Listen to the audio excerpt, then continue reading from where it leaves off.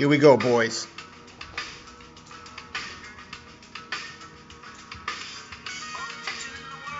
Little Limp Bizkit throwback for you right there to get excited for this week in the Fantasy Football League.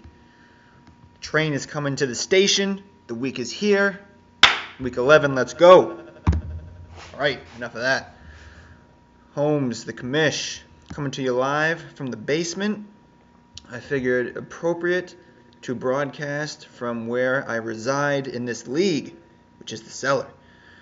So this is how we're doing it today from the basement. You can see the installation behind me.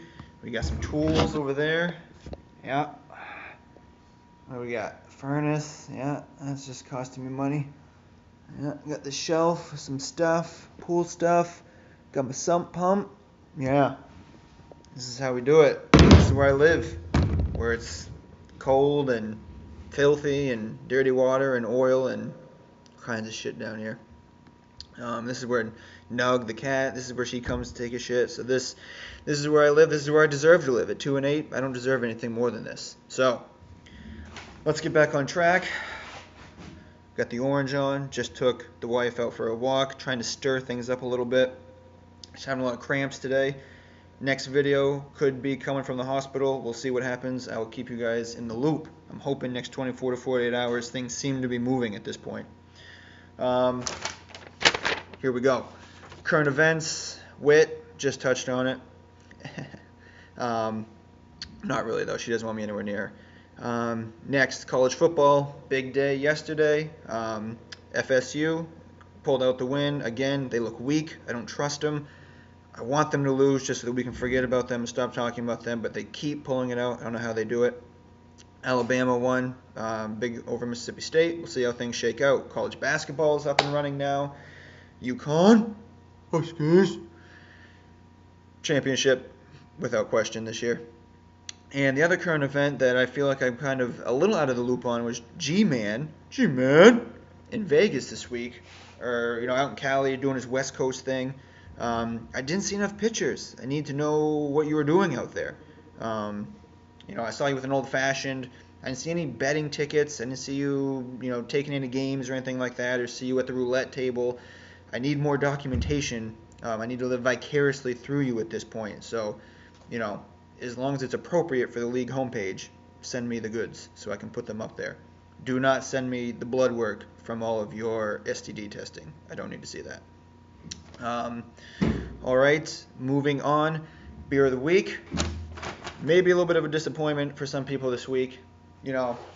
Before I got ready to do this, I was thinking to myself, Commish, what if they judge you for this? What if they impeach you as the commissioner? Would they do that to you? I don't know. Maybe you will. But you know what, boys? The commish has not been feeling well for about 3.5 months. It's been pretty bad, actually.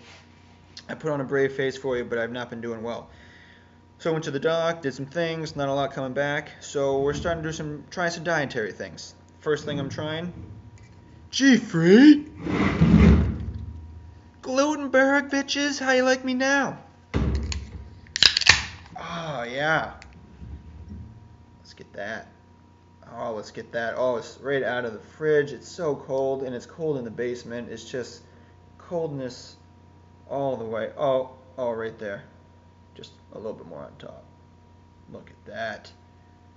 Look at that. It's nice, aromatic, kind of like a fall scent, I would say.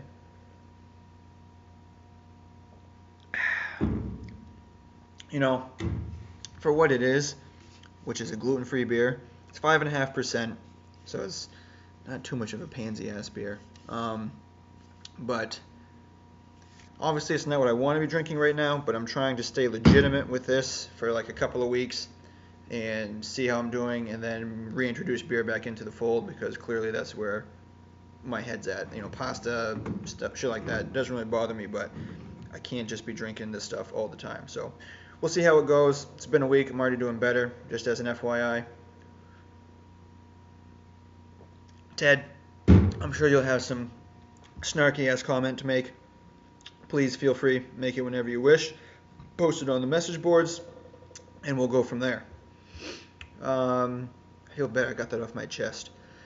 I feel safe, relatively safe within this group. So there we go. Moving on.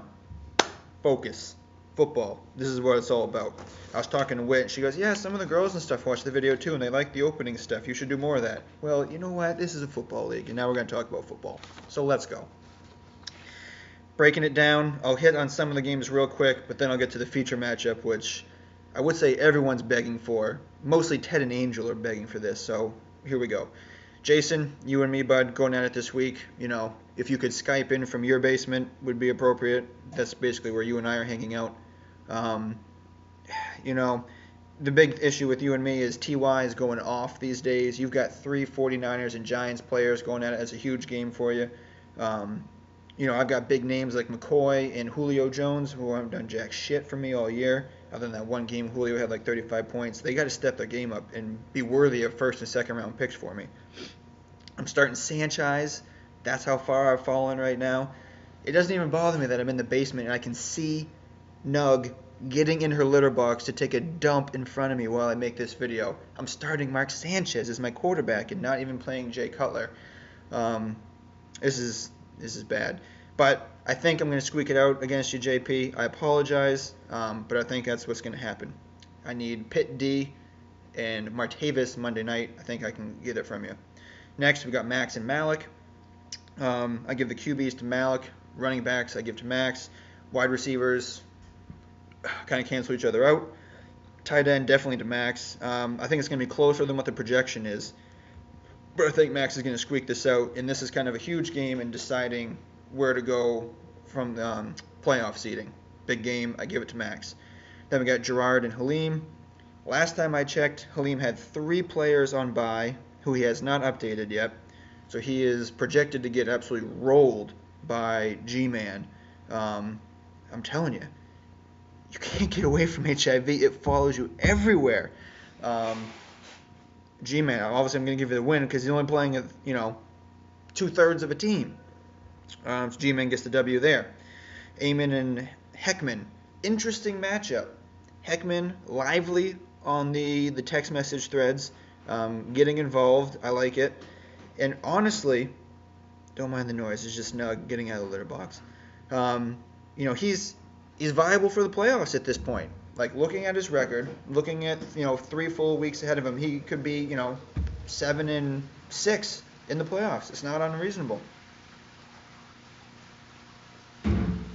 And this game is interesting because Eamon's got the Peyton to Demaryius Thomas combo. Heckman's got the A-Rod to Jordy Nelson combo. 2 huge, heavy hitters, both with questionable running back number 2s. Good flex options. The defense is kind of a toss-up there. I think I give this the slight... I think I give the slight edge to Eamon here, only because I take Peyton over Rodgers. I know Rodgers is at home. Usually I go with the home teams. And I think they're going to do very well. But slight edge to Eamon here. Big win for him. Brendan, don't be discouraged. If you can still get a couple more wins, I think you can sneak into the playoffs. You'll find out later. And here we go. This is what everyone's, and when I say everyone, I mean Ted and Angel, have been waiting for. Because for some reason I have bad juju and I curse whoever I pick and they end up losing the game. So let's really break this one down. For Angel, starting Brady. Mistake by Ted, who was clearly drunk one night off too many, Baxters or not Baxter, Bissell brothers, and dropped Brady, dropped T.Y. Hilton, just dropped, anyone worth of any value to the waiver wire. Angel, smart man, picked him up. Going against Ted's RG3, that's a joke at this point. Edge to Brady. Angel also starting Mark Ingram. I was just watching the fantasy show upstairs. Mark Ingram's like the 5th ranked running back this week, going against Ted's Matt Forte. Bears are horrendous, so I give this one to Mark Ingram, although I don't think he's going to get as high as a projection, but I do like him better than Forte. C.J. Anderson versus Bell. I give that one to Bell. Ted gets the check there. Come down to the receivers. Antonio Brown. I like him better than Roddy White. Mike Wallace put up kind of a stinker with only 3 points so far versus Macklin. I give Macklin the edge there. We get down to the tight ends. This is really where the difference is right here. Martellus Bennett versus Gronk. Cutler is horrendous. don't know if he's not taking his insulin. I don't know, what in God's name this man is doing, but he can't throw the football anywhere. It's terrible. And Gronk is a machine. I think they're going to need him against Indianapolis. It's going to be crucial. And with Angel starting Brady, this is going to be a big deal because Gronk is going to get 6 points for a touchdown and more points per yard than Brady can accumulate. So every time Brady throws to Gronk, whether it's a touchdown or just for yards, Ted's going to rack up a little bit more points. I think that's the difference in the game. And then you've got A.J. Green versus Gates in the flex. I like Green better. Seahawks versus 49ers D, pretty equivocal. And Prater versus Gostowski, again, pretty equivocal. Before I even looked at the other projections, I just tallied up the points I gave them, which were lower than ESPN's, and I had Ted winning by 3. 3 points, Ted, is what I have you winning by, which basically means because I favored Gronk so heavily in your matchup that if Gronk has a shitty game, Angel probably gets the win. But as of right now, where we stand at 1:11 on Sunday afternoon, I am giving Ted the victory, which Angel will be excited about because I'm probably going to jinx him, and Angel will get the victory. So very quickly, if all of that plays out, which I probably won't because I usually get a lot of stuff wrong, Gerard will be 10-1, Max 9-2, Eamon 8-3, Ted 6-5, Malik 5-6 to get our top 5 playoff spots. And then this is where it continues to get interesting, boys. And we got JBY and Heckman both tied at 4-7. Unfortunately for you, Heckman, your team's been terrible all year, and you've only put up 795 points. JBY's put up almost 200 more than that, so any tiebreaker there is going to JBY. And then you get JP, Halim, and myself all tied at 3-8 in the cellar. Finally, some company for me in the cellar down here. But still, looking ahead, next week I can do a better projection for the playoff standings. Still too much can happen this week. But big games next week. We've got Max going against Eamon. The 2 versus the 3 could be a huge game in deciding who gets a first-round bye in the playoff seeding. And another huge game, JBY and Heckman going at it, potentially for one of the playoff spots next week. So next week's video, I'll be able to, look at those games and project the final week's games and really give you some good playoff seeding information. What do we got? 12:55.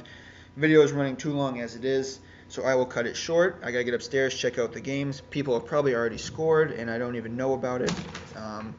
As I try and give you the most live, up-to-date information that I can here. So let's just very quickly pull this up. And what do we got? Oh boy, JBY jumping out to a quick lead on Ted, 14-8. Yeah, everyone's pretty even right now. JP crushing me already, 1-0. Colin Kaepernick with a point. Well done, sir. We'll see how that goes. That's all I got for you today, boys. I'm going back upstairs where it's warm. I'll get some girls up on the page for you. And enjoy Sunday. I will touch base. Next video could be an update from the hospital. I will let you know. And well done on the text message and the message boards, boys. You guys are all over it. I try and give you what you want. Cheers. Stay G-free. And I'll see you next time. Peace.